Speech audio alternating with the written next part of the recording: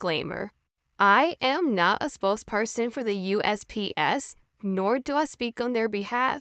I am an active employee who works as a clerk. I have this channel based on educational purposes only.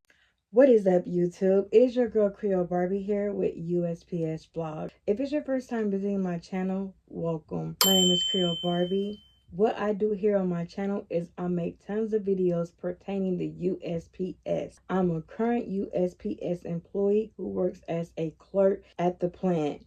If you want to get more familiar about what I do here on my channel, be sure to check out my USPS playlist where I give you a great deal of insight on what to expect when joining the Postal Service. Without further ado, please allow me to get into my video because it's going to be a really great topic. One of my great subscribers by the name of Latoya Frazier asked this question. I told her that I would get this video out to her. You guys, in case you hadn't checked my community post, April 6th was my birthday. Thank you to everyone who wished me well with great birthday wishes. I greatly appreciate it. Yes, it's definitely Aries season. Comment below if your birthday is in the month of March or April and you are indeed an Aries. Be sure to comment below because it is our season.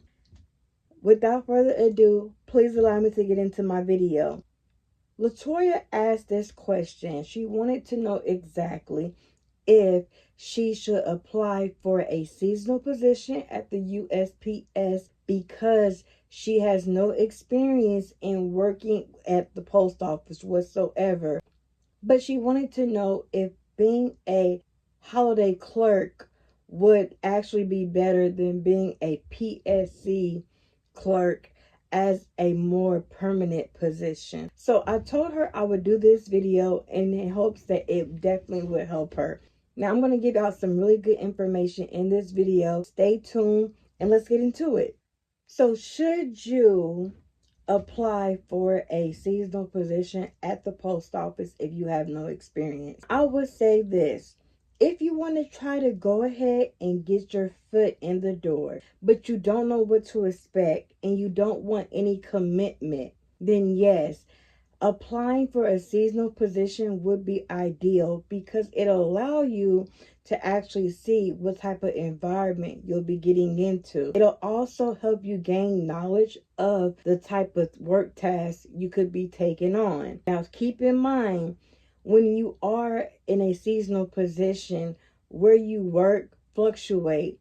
When I joined the post office, I came in at a seasonal position. I started off as being a holiday clerk assistant at the plant. Now, one thing I can say did help me actually see exactly what it was that I was getting myself into. It helped me learn as much as I can learn and analyze to see if this would be a good fit for me. So definitely, when in doubt, I would say to be sure to go in as a holiday clerk because there is no commitment. There isn't any expectations from you at that point. As long as you work your term and you try your best, they will then offer you a position back on a 360 basis. That's a more permanent basis until you turn career. Another thing I will say this.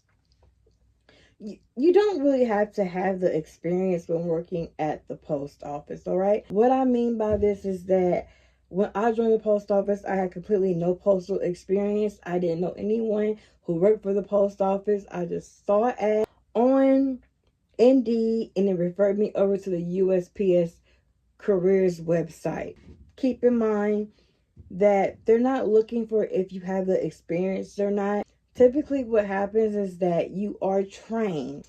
So depending on the type of trainer you may have, sometimes it can be a wonderful experience. Sometimes you might feel like you have been let down in the training department. But I will say this, ask a lot of questions when you are being trained.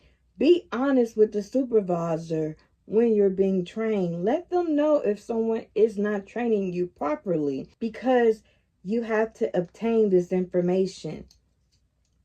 The reason why I say this, they will either send you to a different trainer or go back and tell the trainer, look, we need you to cover this, this, and this. Don't feel bad. These people who are training actually get paid more when training individuals when they first start. They also are supposed to be certified trainers, meaning they take courses and get a certified training title at the end to be able to train individuals. So keep in mind, you guys, do not feel bad if you feel like you're not being trained properly. It's completely okay. Be honest. It is your time to obtain all the knowledge you need because this will help you in the future. I will say this, the downside of being a holiday clerk assistant is that you're not guaranteed the spot that you had when you were working in a seasonal term. You can start off in one unit, and when you're brought back to become a PSE, they can send you to a completely different unit. So keep that in mind. You'll be relearning everything over again in case you're in a different unit. I will say this, she did mention that she has customer service experience. So I would recommend that you go in as a PSE, service and sales distribution clerk, all right? Meaning you work at the station. When you're a PSE, typically you're working at the back of the house. I do hear at times PSEs are helping out with lunch release for clerks up front that works the window. One of the great things about working at the station is that you are allowed a chance to interact with customers. If customer service is something that you have a lot of experience in, then I can definitely see you excelling there at the station. A lot of people, such as myself, prefer not to deal with the public.